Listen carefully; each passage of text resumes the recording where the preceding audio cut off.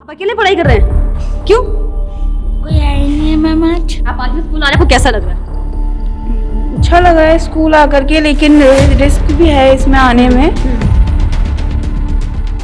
उत्तराखंड में आज से सभी प्राइवेट और सरकारी स्कूलों को खोलने की परमिशन के बाद बच्चों की पढ़ाई स्कूलों में शुरू हो चुकी है। उत्तराखंड में आज से 10वीं और 12वीं के स्कूलों को खोल दिया गया है। हालांकि तमाम एहतियातन के तौर पर राज्य सरकार ने स्कूलों को खोलने के आदेश दिए।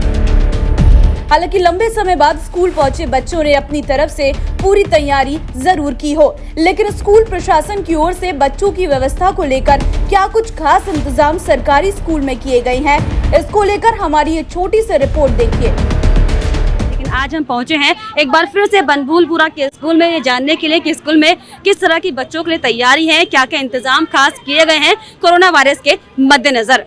तो चलिए आपको दिखाते हैं। तो कोरोना वायरस के मद्देनजर स्कूलों को आज खोल दिया गया है और तमाम एहतियातन के बाद राज्य सरकार ने स्कूलों को खोलने की हरी झंडी दी है। लेकिन आज हम पहुंचे हैं सरकारी स्कूलों में ये जानने के लिए, देखने के लिए कि स्कूल में बच्चों के लिए क्या कुछ खास इंतज़ाम किए गए हैं। तो हम स्कूल परिसर के अंदर मौजूद हैं।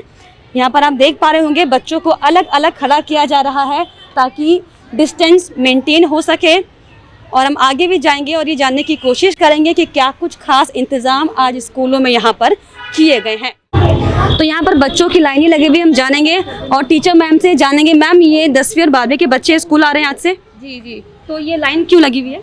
ये बच्चे अपने डॉक्यूमेंट्स बोर्ड के फॉर्म के लिए ना डॉक्यूमेंट्स वगैरह जमा करने आए कौन सी हैं। क्लास के बच्चे हैं? ये 10th के, ये वाले 10th के हैं। अच्छा, 10th के बच्चे। तो यहाँ पर से डॉक्यूमेंट जमा करने के बाद अंदर क्लास में पढ़ाई भी करेंगे? नहीं ये परमिशन लेटर नहीं लाए ना, तो इनको भी पढ़ाएंगे नहीं। जब परमिशन लेटर होगा तभी पढ़ाएंगे। तो क्लासें आज से शुरू हो गई है? जी। बच्चे पढ़ रहे हैं अंदर? परमिशन वाले सिर्फ एक बच्ची आई है। अच्छा, सिर्फ एक बच्ची आई है। तो बच्चों को जो ये अनुमति पत्र होता है ना, तो ये जिसके पास अनुमति पत्र है वही बच्चा यहाँ प्रवेश करेगा। तो अनुमति पत्र अभी तक नहीं दिया गया था?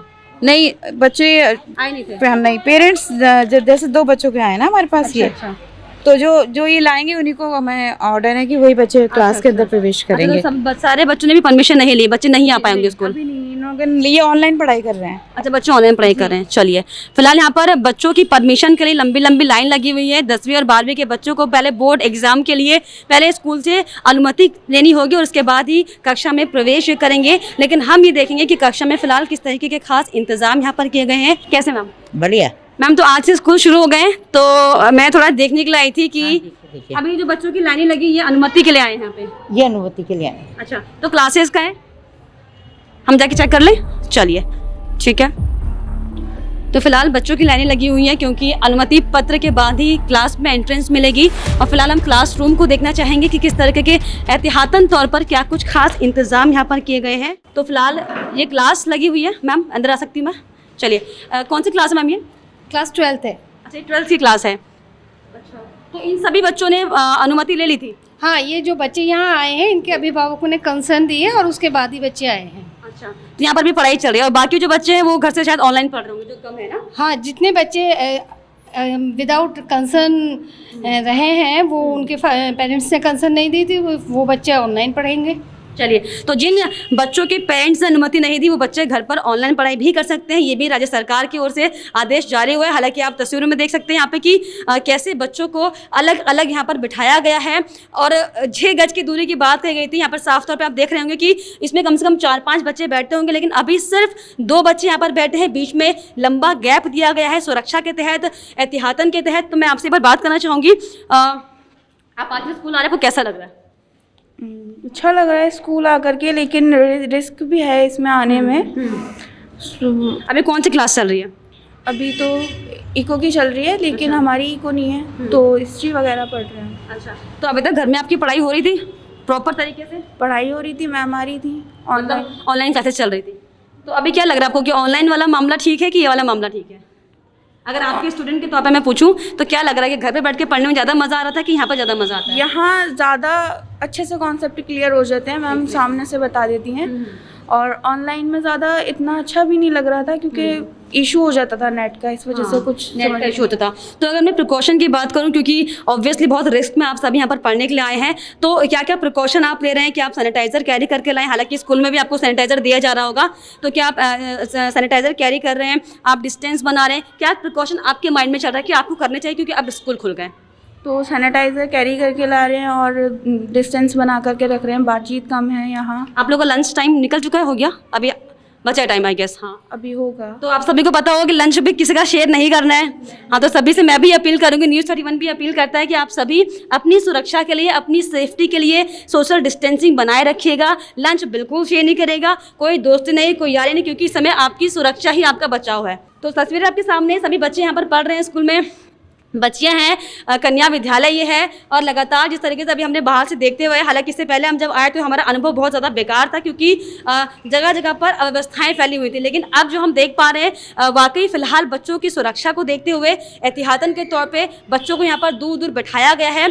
लगातार यहाँ पर बच्चों की पढ़ाई चल रही है। मैम से मैं माफ़ी मांगना चाहूँगी कि आपको मैंने डिस्टर्ब कर दिया, आप कैरी ऑन करिए, आप पढ़ाई कराइए।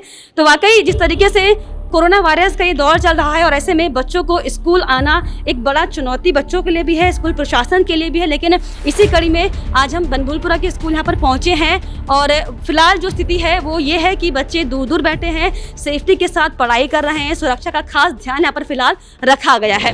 तो फिलहाल हम चलेंगे ऊपर की ओर और क्योंकि जिस तरीके से लास्ट टाइम अगर हम बात करें, आपने हमारी पिछली रिपोर्ट भी देखी होगी इस स्कूल को खुलने से पहले को लेकर, तो उस समय जिस तरीके की व्यवस्थाएं हमने यहाँ पर पाई थी वो अब ना हो, बच्चों की सुरक्षा लगातार बनी रहे। उसी के मद्देनजर एक बार फिर से स्कूल का जायजा लेने के लिए हम यहाँ पर पहुंचे हुए हैं और हम ये देखेंगे कि धरातल पर ग्राउंड जीरो पर क्या किस तरीके के एहतियातन इंतजाम यहाँ पर किए गए हैं, क्या कुछ किस तरह के यहाँ पर स्कूलों में हालात बने हुए हैं। तो जब हम ऊपर क्लासरूम की ओर बढ़ रहे हैं तो देख रहे हैं कि जिस तरीके से पिछली बार हमने यहाँ पर व्यवस्थाएं देखी थी, हालांकि नीचे बच्चों के लिए इंतजाम तो किए गए हैं, लेकिन यहाँ पर आप देखिए कि खिड़कियाँ जो है वो टूटी पड़ी हुई हैं।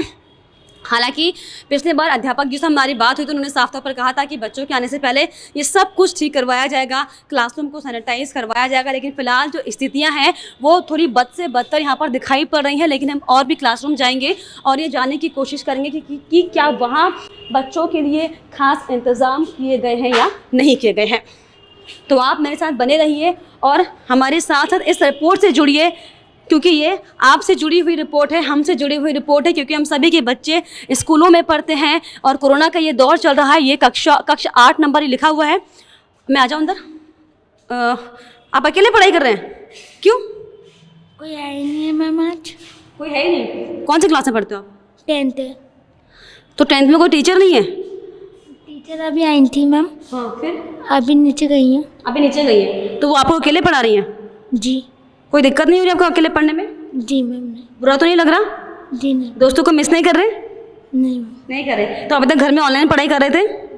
चलिए, ये आपने सैनिटाइजर रखा हुआ है अपने साथ में? जी मैम। चलिए, फिलहाल 10वीं कक्षा की छात्र, हालांकि नीचे भी मैम बता रही थी कि आपका शायद परमिशन केवल आप ही पेरेंट्स ने दी है ना, क्योंकि एक ही बच्चे की पेरेंट्स ने इसको परमिशन दी है स्कूल आने के लिए और इसीलिए ये बच्ची अकेले यहाँ पर पढ़ाई कर रही है। हालांकि बच्ची ये कह रही है कि टीचर अभी आई थी और चले गए, लेकिन फिलहाल हम जब यहाँ पर पहुँचे हैं तो फिलहाल हमें कोई शिक्षक यहाँ पर मौजूद नहीं मिला है। तो फिलहाल हालात वही बने हुए हैं, चाहे बात करें किसी भी SOP जारी होने की, किसी भी दिशा निर्देश के, लेकिन जो सरकारी स्कूलों के जो हालात हैं वो बद से बदतर हमेशा बने रहते हैं, क्योंकि उन्हें कोई कुछ बोलने वाला नहीं, शायद इसीलिए उनको ये लगता है कि उनकी जो स्थिति है वो हमेशा वैसे ही रहने वाली है, क्योंकि उन्हें किसी का अब खौफ नहीं। ऐसे में कहना लाजमी होगा, हालांकि स्कूलों में फिलहाल जो क्लासरूम में हमने जो माहौल देखा, बच्चों को सोशल डिस्टेंसिंग के बीच बैठा रखा है, लेकिन फिर भी कहीं ना कहीं कई जगह अव्यवस्था अभी भी बरकरार है, जिनको सुधारने की ज़रूरत स्कूल प्रशासन को है। लेकिन इसी बीच बड़ा सवाल ये है कि अब जो कोरोना के दौर में जो स्कूल खोले गए हैं ये कितने कारगर साबित होंगे, ये तो फिलहाल आने वाला वक्त ही बताएगा।